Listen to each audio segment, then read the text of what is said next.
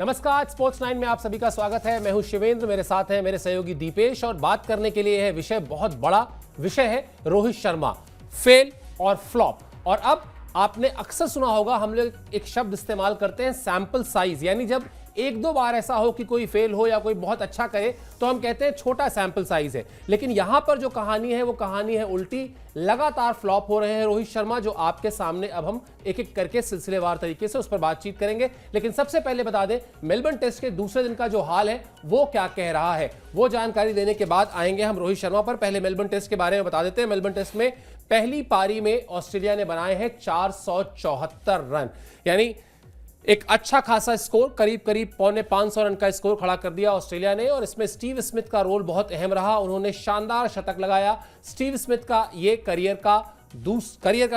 इस सीरीज का दूसरा शतक है। इसके अलावा कॉन्टेस्ट, उस्मान ख्वाजा और मार्नश लाबुशेन ने भी अर्धशतक लगाया। जसप्रीत बुमराह इकलौते भारतीय टीम के गेंदबाज रहे जो इन बल्लेबाजों को परेशान करने में कामयाब रहे। उन्होंने 4 विकेट लिए और इस तरह 474 रन। एक कमेंट ले लेते हैं दीपेश से इस बल्लेबाजी पर और उसके बाद आगे बढ़ेंगे।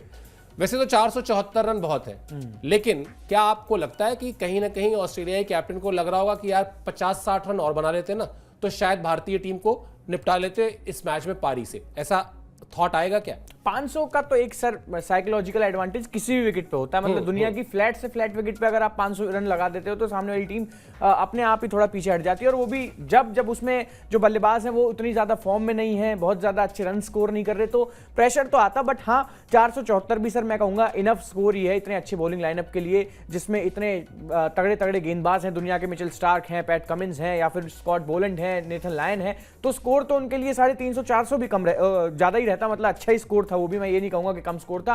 बट यहां फिर वही बात आई सर, जो अभी तक इस पूरी सीरीज की कहानी रही है। ये पूरा मैच भी अगर आप देखेंगे तो it was like Jasprit Bumrah versus Australia rather than Indian bowlers. तो फिर वही कहानी, फिर से वही पूरा का पूरा पैच। अब हम लगातार एक बात अपने शोज में कर रहे थे और वही हुआ। ये देखिए हम कितना सटीक है हमारी एनालिसिस। आप इससे एक चीज देख सकते हैं कि ट्रेविस हेड का हमने पहले ही आपको बता दिया था कि 0 रन पे कभी ना कभी तो आउट होंगे, इसी मैच में हो गए। बट जिन चीजों के लिए हमने तैयारियां नहीं करी थी, पेपर में वही सवाल फिर से एक बार आ गए। दूसरे बल्लेबाजों ने रन बना दिया, अभी सर ने बताया भी, 3 बल्लेबाजों की हाफ सेंचुरी, 1 का शतक, और टीम इंडिया एक बार फिर से बिना ट्रेविस हेड के एक भी रन के टीम इंडिया एक बार फिर से टेस्ट मैच में कहीं ना कहीं पहली पारी से ही पिछड़ गई। तो यही बात है सर, होमवर्क गेंदबाज जसप्रीत बुमराह के अलावा कोई नहीं कर रहे इस मैच में। तो एक बड़ी इंटरेस्टिंग चीज जो देखने को मिली है वो ये भी है कि जो तेज गेंदबाज है हमारे, उनकी स्पीड में बड़ा डिप आया है, एक्यूरेसी में बड़ा डिप आया है। तो इससे एक चीज समझ में आ रही है कि थोड़ा थोड़ा थकने लगे हैं गेंदबाज। और अकेला अगर कोई गेंदबाज है जो अभी भी जान लगा रहा है, जिसने 4 विकेट लिए, तो वो जसप्रीत बुमराह है। बिल्कुल, इस पर कोई दो राय नहीं है कि अकेला गेंदबाज जिसने इस पूरे दौरे में अपनी चमक को, अपनी रफ्तार को, अपने पैनेपन को मेंटेन करके रखा हुआ है, वो जसप्रीत बुमराह है। लेकिन कहां पर डिसअपॉइंटमेंट सबसे बड़ी हो रही है, और जो हमने पहले आपसे कहा था फेल और फ्लॉप, वहां आ जाते हैं। अभी आपको हमने बता दिया ऑस्ट्रेलिया ने पहली पारी में क्या किया है, दूसरी पारी में भारतीय टीम जो है वो बल्लेबाजी शुरू कर चुकी है, 100 रन बन भी चुके हैं उसके। उम्मीद यही की जानी चाहिए कि भारतीय टीम इस स्कोर के आसपास पहुंच जाएगी। लेकिन जिस तरह से इस स्कोर के बाद रोहित शर्मा को जो काम करना चाहिए था, उन्होंने वो काम नहीं किया है, इसलिए हम बातचीत रोहित शर्मा पर करेंगे। दिखाइए भाई, रोहित शर्मा ने क्या किया आज मैच में। ये रहा रोहित शर्मा का अपडेट। मेलबर्न में भी नहीं चला रोहित शर्मा का बल्ला, सिर्फ 3 रन बनाकर, मतलब दहाई के आंकड़े को छूना भी रोहित शर्मा के लिए अब एक बहुत बड़ी बात हो गई है। और वो भी तब जबकि बहुत एक तरीके से कोई बहुत मुश्किल पिच नहीं थी। पारी के दूसरे ओवर में ही आउट हो गए रोहित शर्मा। और जिस तरह से वो आउट हुए, जिस गेंद को खेलकर वो आउट हुए, उसको अगर गैर जिम्मेदाराना शॉट नहीं कहेंगे तो हम शायद न्याय नहीं करेंगे। बिल्कुल एक अनमने ढंग से खेला गया शॉट, पहले से तय करके शायद गए थे कि इस गेंद को मारना है, और फिर उसके बाद वहां पर कोई बदलाव नहीं किया।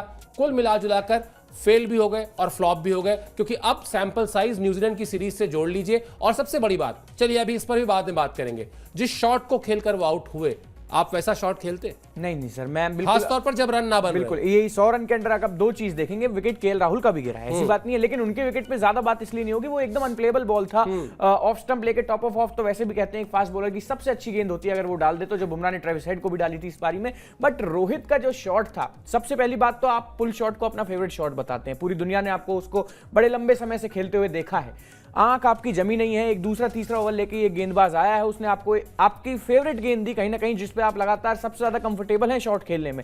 मतलब आप सर इसी चीज से आप उनके कॉन्फिडेंस का एक अंदाजा लगा सकते हैं कि कॉन्फिडेंस कितना गिरा हुआ है कि जो फेवरेट गेंद है वो दी गई मारने के लिए, उस पे वो आउट होके आ गए। ये तो बिल्कुल ऐसा था कि सचिन तेंदुलकर को कोई स्ट्रेट ड्राइव की गेंद दे दी और उस पे वो बोल्ड हो गए हो। तो ये चीज कहीं ना कहीं रोहित शर्मा, इससे पता लगता है कि अब कॉन्फिडेंस नहीं रहा है बहुत ज्यादा। और सवाल सर उठने भी चाहिए, क्योंकि चौथे टेस्ट मैच से पहले जब प्लेइंग 11 का ऐलान हुआ था तो उस वक्त ही भाई बहुत से जितने भी दिग्गज थे क्रिकेट पंडित से एक ही बात कह रहे थे कि बड़ा बिजार फैसला लिया है कि आपने शुभमन गिल को बाहर बिठा दिया, बट जो out of form Rohit Sharma उनसे आप ओपन कराने जा रहे हैं। तो ये पहली बात पे एक रिस्क था कि एक बल्लेबाज जो कि 40, 45, 50 ओवर पुरानी गेंद से रन स्कोर नहीं कर पा रहा था, वो नई गेंद पे कैसे कर लेगा। सबसे बड़ी बात तो यही है। फिर चलो नई गेंद फेस करने भी आए, खुद को प्रमोट किया ऑफ द ऑर्डर। जब भी किसी कप्तान को आप खुद को ऊपर आते हुए देखते हो, सबसे बड़ा एग्जाम्पल आप ले लीजिए महेंद्र सिंह धोनी का, जिस फाइनल में आए थे 91 रन किए थे 2011 वाले में, यूवी से ऊपर आए थे। लेकिन ये होता है जब खुद को कप्तान प्रमोट करता है तो वो सबसे ज्यादा कॉन्फिडेंस में होता है, सबसे ज्यादा भरोसे के साथ खुद को बैक करता है कि चलिए हम जाते हैं, ऊपर जाके मैं रन कर लूंगा, चाहे टीम का कोई बल्लेबाज करे या ना करे। रोहित में वो कॉन्फिडेंस ही नजर नहीं आया सर। ऐसा लगा एक पल को तो कि उनको अब खेलने का मन ही नहीं है। ऐसा हो गया कि भाई जल्दी से 3 रन ही बनाने थे तो उसे तो डाउन द ऑर्डर बना लेते, उसके लिए आपको बल्लेबाजी में छेड़खानी करने की क्या जरूरत थी। और अगर ये 3 ही रन किसी बल्लेबाज से चाहिए सर, तो मैं फिर भी मानता हूं कि Shubman Gill is a better option. Future भी आपका उनमें एक नंबर 3 पे आपको सेटल्ड बल्लेबाज मिलता, और शायद जो केएल राहुल का आज विकेट नंबर 3 पर आके गिरा है जल्दी से, वो भी शायद विकेट आपका नहीं जाता। बतौर ओपनर केएल राहुल ज्यादा कंफर्टेबल थे। इस पूरी सीरीज में जो आपका सबसे कंफर्टेबल बल्लेबाज था, आपने उसको शिफ्ट कर दिया, शिफ्ट करके आप खुद ऊपर आए। प्लेइंग 11 में एक तो इतने बड़े बड़े बदलाव, 6-6 mm की 7-7 mm की घास सर दूसरे दिन भी है मेलबर्न की विकेट पे। उसके अलावा आपने 2-2 स्पिनर्स को खिला लिया जिनका कोई फायदा नहीं मिला, एक फास्ट बॉलर को आपने ड्रॉप कर दिया, और आपकी टीम ऑटोमेटिकली कहीं ना कहीं थोड़ा सा गेंदबाजी के टाइम से डाउन एंड आउट हो गई। तो एक चीज सर बड़ी यहां पे देखने को मिल रही है, वो है रोहित शर्मा का कॉन्फिडेंस। कंधे गिरे हुए हैं, वो रोहित शर्मा नजर नहीं आ रहा है जो व्हाइट बॉल फॉर्मेट में नजर आता है अक्सर। और बिल्कुल आपने सही बात की कि सैंपल साइज की हम लगातार बात करते रहते हैं। एक बात हमारे दिमाग में रहती है कि चलिए एक टेस्ट मैच ही तो है, ऑस्ट्रेलिया में रमने में थोड़ा सा टाइम लग जाता है, कई बार एक आध पारी किसी बल्लेबाज को लग जाती है।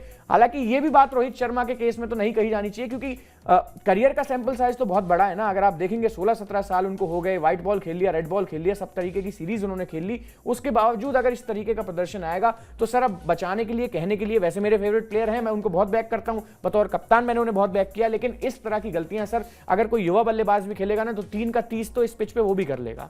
बिल्कुल कर लेगा। और आपने जो कहा कि आपने उनको बहुत बैक किया है, तो अगर तारीफ और बुराई कह लें या खिंचाई कह लें का तराजू हो और पिछले 1 साल के हमारे सारे शोज निकाल लिए जाएं, तो अभी जो तारीफ है ना वो 70% तारीफ ही हुई होगी। लेकिन अब वो तारीफ होने की वजह हम मिल नहीं रही। दरअसल अगर मिले तो तारीफ करने में कोई हर्ज नहीं है। 2 मैच के बाद उन्होंने ओपनिंग के लिए वो आए थे, ये भी आपको बता देते हैं, और 2 मैच में बीच में वो मध्य क्रम में खेल रहे थे, 2 मैच के बाद आए और बल्लेबाजी क्रम में इस बदलाव के बाद भी नाकाम रहे, जो बात अभी दीपेश भी कह रहे थे। केएल राहुल को ओपनिंग से जरूर उन्होंने हटा दिया, तो 2 काम उन्होंने किए। एक, शुभमन गिल की बेवजह एक तरीके से बलि चढ़ा दी, और दूसरा केएल राहुल को ओपनिंग से हटाया। खैर चलिए, केएल राहुल को हटाने का कोई बहुत बड़ा फर्क नहीं पड़ा, क्योंकि केएल राहुल लगभग उसी रोल पर वापस आ गए जिस तरह से आउट होकर गए रोहित शर्मा। छोटी गेंद थी जिसको उन्होंने, छोटी लेंथ की गेंद थी जिसको उन्होंने पुल करने की कोशिश की, जो भी हम बात कर रहे थे कि गैर जिम्मेदाराना शॉट, और इस तरह के विकेट को तोहफे में दिया गया विकेट कहते हैं ऑस्ट्रेलिया को, और वही देखने को मिला। अब 2 चीजें हैं। आपने दीपेश, जितने साल से भी क्रिकेट आप देख रहे हैं, कवर कर रहे हैं, नंबर 3 के बल्लेबाज को ड्रॉप करते कभी सुना है आपने?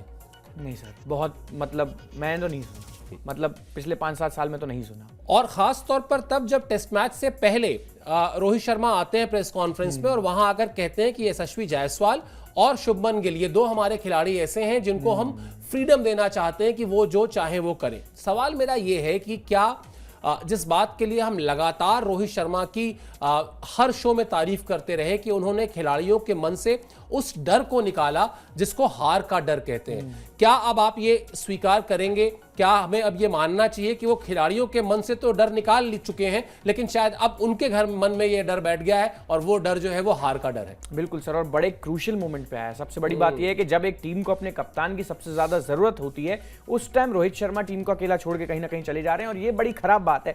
एक चीज सर है, शुभमन गिल को ड्रॉप करने के ऊपर मैं एक चीज भी देखता हूं कि शायद अब हमारी जो मैनेजमेंट है या फिर उसकी थिंकिंग है वो उतनी स्ट्रांग नहीं रही कि एक कप्तान को बाहर बैठाया जा सके जब उसकी फॉर्म उतनी अच्छी ना हो।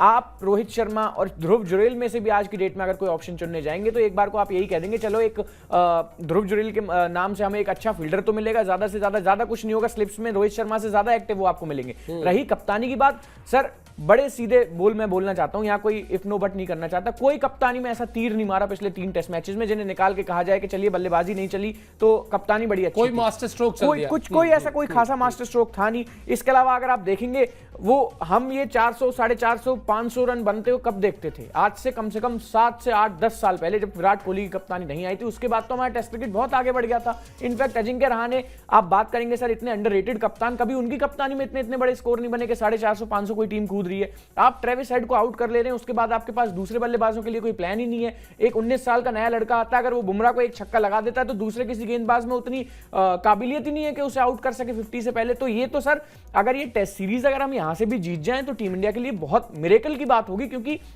जब आपका कप्तान इस तरीके की लीड करे या कप्तान इस तरीके का एग्जांपल पेश करे तो यंगस्टर्स के कंधे ऑटोमेटिकली डाउन हो जाते हैं। और फिर शुभमन गिल के साथ कम से कम एक कहानी थी सर, उनको स्टार्ट मिल रहा था, 20, 22, 25, 30 रन बन रहे थे। मे बी एक वो जो बड़ी पारी ड्यू थी वो शायद इस टेस्ट मैच में आ जाती या फिर अगले टेस्ट मैच में आ जाती, क्योंकि कंपेरेटिवली इजी विकेट है बैटिंग करने के लिए। बेशक रोहित शर्मा इस पे आउट हो गए हो तो शायद may be you never know कि शुभमन गिल की एक अच्छी पारी इसी विकेट पे लिखी हो। उससे पहले ही जब उस बल्लेबाज को कॉन्फिडेंस आना शुरू हुआ था, 20-25 रन बने थे, एक आध अनप्लेबल बॉल पे वो आउट हुए, एक आध गलती उन्होंने अपनी समझी, आपने उन्हें ड्रॉप कर दिया। अब उन्हें जो टूर है, अगर अगले टेस्ट मैच में वो खेलने भी आते हैं तो उनको 0 से स्टार्ट करना पड़ेगा। दूसरा सर, ये सवाल आपने मेरे से पूछा कि 5-6 साल में आपने कभी किसी नंबर 3 के बल्लेबाज को ड्रॉप होते हुए देखा? मैंने तो नहीं देखा। सर आपका इतना लंबा चौड़ा करियर हो गया, आपने कभी 6 mm 7 mm की घास वाली एक विकेट पे जिसपे 7 mm घास दूसरे दिन भी है, कभी 2 स्पिनर्स खेलते हुए देखे विदेश में? मैंने तो कभी नहीं देखे। यही मतलब अगर आप बात करेंगे कि दूसरी टीम की तरफ भी आप देखेंगे, उनकी प्लेइंग 11 भी देखेंगे तो एक एक्स्ट्रा पेसर वो भी लेके चल रहे हैं मिचेल मार्श के रूप में।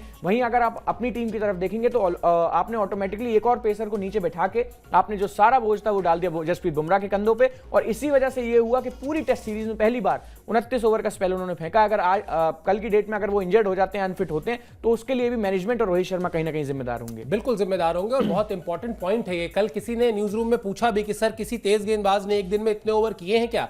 तो रैंडमली तुरंत याद नहीं था मुझे, तो मैंने कहा नहीं, स्पिनर्स जनरली कर लेते हैं। स्पिनर्स के साथ आपने देखा होगा अनिल कुंबले या हरभजन सिंह या फिर आर अश्विन के लंबे लंबे स्पेल उनके कप्तान कराते थे, लेकिन एक तेज गेंदबाज पर आपने एक्स्ट्रा वर्कलोड भी डाला और वो आपकी कप्तानी की गलती है। मतलब बल्लेबाज के तौर पर जो आप गलती की है रोहित शर्मा ने वो तो की ही की है, कप्तानी के तौर पर ये गलती हुई है। और इसीलिए हम लगातार बात कर रहे हैं सैंपल साइज की। हम रैंडम नहीं उठ के आए हैं कि इस मैच में वो 3 रन पे आउट हो गए तो चलो आज क्रिटिसाइज करेंगे रोहित शर्मा को। रोहित शर्मा से लगातार गलतियां हो रही हैं।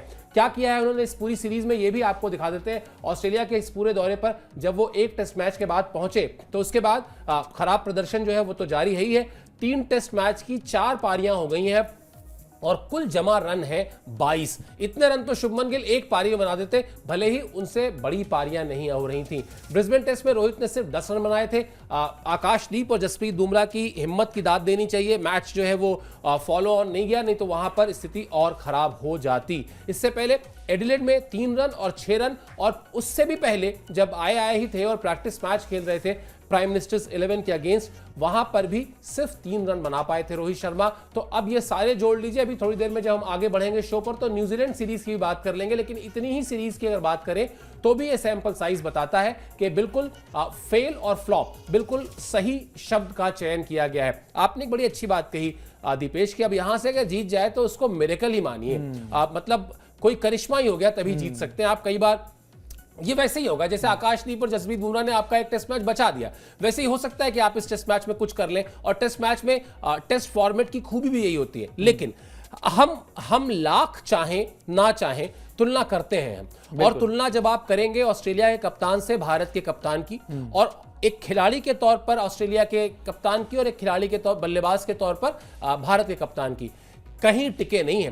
पैट कमिंस वहां पर आपको उठाकर देखिए, मेरे ख्याल से 15 से 20 विकेट के बीच आसपास कुछ ले चुके होंगे। और उसके अलावा इस टेस्ट मैच में भी अहम 40 से ज्यादा रन उन्होंने जोड़ दिए। और यहां तो जो बात आपने कही कि वो बैटिंग में तो रन नहीं बन रहे, कोई ऐसा फैसला भी नहीं दिख रहा है जिस फैसले की बदौलत भारतीय टीम को फायदा हुआ। यहां 2 स्पिनर का जो आपने एग्जाम्पल दिया जिसकी वजह से उसके जो दुष्प्रभाव हुए वो भी एक अलग कुल कहानी है। तो कुल मिला जुलाकर उस जोन में ही नहीं दिख रहे हैं जिस जोन में उनसे एक्सपेक्टेशन थी, खासतौर पर इतनी बड़ी सीरीज में। अब इसको जोड़िए गावस्कर के उस बयान से। गावस्कर कई बार गुस्से में बोलते हैं तो हमें लगता है ज्यादा बोल रहे हैं, ज्यादा गुस्सा दिखा रहे हैं, लेकिन अब इस बात को जोड़िए जब उन्होंने कहा था कि अगर पहला ही टेस्ट मैच रोहित शर्मा नहीं खेल रहे इतनी बड़ी सीरीज में तो जसप्रीत बुमराह को ही पूरे टेस्ट सीरीज में कप्तानी करने दी जाए। अगर वो आएंगे तो वो एक बल्लेबाज के तौर पर खेलें। अगर वो एक बल्लेबाज के तौर पर खेलते तब शायद भारतीय टीम के लिए इतनी दिक्कत नहीं होती, क्योंकि कप्तानी जो है वो कोई और कर रहा होता, बेहतर कर रहा होता, सकारात्मक तरीके से कर रहा होता। बिल्कुल सर, अब मैं इसी चीज से अंदाजा भी लगा सकता हूं कि गावस्कर की सोच कितनी डीप है, कितनी लंबी है। हम वहां इस फैसले को कहीं ना कहीं मैंने भी गलत माना था कि नहीं यार कप्तान तो रोहित ही होना चाहिए, खेल लेंगे, 1-2 मैचेस लगेंगे, लेकिन तीसरी पारी तक आते आते शायद रोहित के रन आ जाएंगे, 30-40 तो आ ही जाएंगे, ज्यादा भी नहीं आएंगे। और इस टेस्ट मैच से पहले तो बिल्कुल ये उम्मीद नहीं थी कि ओपनिंग पे आके भी कुछ ऐसा काम करेंगे। रही सारी बात सर, अगर आप करेंगे इन दोनों कप्तानों का कंपैरिजन, जो कि कहते हैं कि नहीं करना चाहिए, लेकिन कंपैरिजन तो सर होगा। खेल के मामले में 2 खिलाड़ियों का कंपैरिजन अक्सर होता हुआ है, तो इसमें वो तो अभी तक पैट कमिंस को बीट कर ही नहीं पाए सर किसी भी फॉर्मेट में। आप कुछ भी उठा के देख लीजिए, चाहे 2023 वर्ल्ड कप की हार ही हो, हम तो यही कहेंगे ना सर कि एक बिल्कुल इन फॉर्म टीम इंडिया जो कि वर्ल्ड कप में भारत की सबसे बेस्ट प्लेइंग 11 हो सकती है, वो प्लेइंग 11 खेलने के लिए उतरी थी, फिर भी वहां पैट कमिंस ने हमको हरा दिया। वर्ल्ड टेस्ट चैंपियनशिप का फाइनल उठा लीजिए, उसमें भी जब हम खेलने गए थे तो वहां भी पैट कमिंस की टीम हमारे सामने थी, पैट कमिंस ने फिर वहां पे हमें हराया था, कप्तान वहां भी रोहित शर्मा थे। अब आ जाते हैं बॉर्डर गावस्कर सीरीज की ओर, तो यहां तो सर मौजूदा समय पर अगर आप देखेंगे तो पैट कमिंस से बेहतर तो फिलहाल तो कोई कप्तान है ही नहीं। मैं तो नहीं मानता कि वर्ल्ड क्रिकेट के सिनारियो में अभी कोई ऐसा कप्तान है जो पैट कमिंस के टक्कर का भी है, लेवल का भी है। वो खिलाड़ी बतौर कप्तान होने के साथ साथ मैं कई ऐसे उदाहरण दे सकता हूं सर, पिछले 5-6 सालों में, जब से वो कप्तानी उनके हाथ में आई, 3-4 साल से, कोई ऐसा मैच होगा जब उन्होंने अपने कंधे कहीं ना कहीं झुकाए हों या फिर वो कहीं ना कहीं डाउन नजर आए हों। वो हमेशा भरोसा रखते हैं, अपनी टीम को भरोसा दिलाते रहते हैं या फिर खुद जिम्मेदारी बड़ी अच्छी लेते हैं। जैसा आप पर्थ टेस्ट में भी देख सकते हैं, नाइट वॉचमैन बनकर नंबर 3 पे खुद आगे, भले ही आउट हो गए हों, बट उसके बाद से भी अगर आप देखेंगे 49 रन की बात अभी आपने इस टेस्ट मैच में करी, स्टीव स्मिथ के साथ वो बड़ी इंपॉर्टेंट पार्टनरशिप थी जो पैट कमिंस ने लगाई थी, वरना शायद ऑस्ट्रेलियन टीम 400 के पार भी नहीं जाती इस मैच में। बट वो इतनी इंपॉर्टेंट पार्टनरशिप थी कि खुद आए, 49 रन खुद कर दिए, बतौर गेंदबाज खेलते हैं लेकिन बल्लेबाज के तौर पे जिम्मेदारी ले ली। एशेज में आप कितनी बार देख लीजिए, जब उनकी टीम को जरूरत थी, उनकी टीम एक मैच 2 विकेट से भी जीती थी, तो सबसे ज्यादा रन पैट कमिंस ने उसमें किए थे। उसके अलावा आप पूरी इस सीरीज को उठा के देख लीजिए, केएल राहुल इतने सॉलिड आज सुबह नजर आ रहे थे, ऐसा लग रहा था कि उन्हें कोई बॉल आज आउट नहीं कर सकती, जिस तरीके से वो फॉरवर्ड डिफेंस कर रहे थे, पूरी तरीके से गेम में नजर आ रहे थे। पैट कमिंस ने अपने हाथ में गेंद ली और उनका डंडा उड़ा दिया, दूसरा झटका हमें दे दिया इस मैच में। तो कंपैरिजन की तो सर बात कहीं से कहीं तक हो ही नहीं सकती दोनों खिलाड़ियों के बीच में। एक बार को चलिए रिकॉर्ड्स के मामले में आप बात कर सकते हैं कि ठीक है रोहित के इतने रन है, पैट कमिंस के इतने विकेट हैं, ये है वो है, लेकिन अगर टेस्ट मैच में खड़े होने की बात है और एक मैच में अगर आप देखेंगे कि ज्यादा लगे रहने की बात है, अपनी टीम को उठा के चलने की बात है, तो पैट कमिंस के सामने सर इस वक्त तो रोहित शर्मा कहीं खड़े ही नहीं होते। अगर आप मेरे से पूछते कि कंपैरिजन हो 2 कप्तानों का, पैट कमिंस और जसप्रीत बुमराह का, तो भी मैं कह सकता था कि हाँ सर थोड़ा ऑड इवन जैसा ये 19-20 का मामला रहा है। पहले टेस्ट मैच में अगर देखेंगे वहां भी पैट कमिंस ने अच्छी गेंदबाजी करी थी, वो अपना काम बखूबी कर रहे हैं अभी तक, और उनको करना क्या था, अपनी टीम के जो बाकी खिलाड़ी थे उनको कॉन्फिडेंस देना था, सबको आ चुका है। अब तो सिडनी टेस्ट में अगर आप 550-600 बनते हुए भी देख लें ऑस्ट्रेलिया की साइड से तो कोई बड़ी बात नहीं, क्योंकि उनके जितने भी बल्लेबाज थे जिनकी हम जो फ्लॉप थे, जिनकी हम बात लगातार कर रहे थे कि ख्वाजा नहीं चल रहे, लाबुशेन नहीं चल रहे, स्मिथ उतने उस टच में नजर नहीं आ रहे एक शतक के अलावा, या फिर हमने और भी खिलाड़ियों की बात करी। अब पूरे लाइनअप में सिर्फ एक बल्लेबाज है मिचेल मार्श जो अभी तक नहीं चला, अगर सिडनी में वो भी सेंचुरी कर दे तो उसमें कोई बड़ी बात नहीं होगी। तो यही चीज है सर, एक समय पर अगर देखेंगे एक कप्तान जो अपनी टीम को उठाने में लगा हुआ है, उसको बनाने में लगा हुआ है, एक बेहतर रिजल्ट पाने के चक्कर में लगा हुआ है, वहीं दूसरे टाइम पे आप देखेंगे कप्तान अपनी टीम को पूरी तरीके से डाउन करने में लगा हुआ है, उसके फैसले गलत हैं, खुद बॉडी लैंग्वेज गलत है, बल्लेबाजी में जो डिसीजन है वो गलत है, गेंदबाजी खिलाने के डिसीजन गलत हैं, सब कुछ फिलहाल गलत हो रहा है। और यही बात मैं बार बार कहता हूं सर कि हमने गला फाड़ फाड़ के यहां तारीफ की थी कि भाई रोहित शर्मा ने इतनी जिम्मेदारी ले ली, ऐसा कर लिया, वो कर लिया, खुद आते हैं 50-60 रन कर जाते हैं, उसके बाद टीम पे कोई प्रेशर ही नहीं बचता। लेकिन ये बात है कि अब समय ऐसा आ चुका है कि भाई अब बुराई के अलावा कुछ नहीं हो सकता, क्योंकि पूरी तरीके से कंपटीशन से डाउन एंड आउट नजर आ रहे हैं। बिल्कुल, और जो हमने कहा एक बार फिर एक और आपको स्टैट्स दिखा देते हैं जिससे इस बात को और साबित बल मिल जाएगा कि सैंपल साइज बड़ा है, और वो जो डेटा है वो है न्यूजीलैंड के खिलाफ सीरीज का।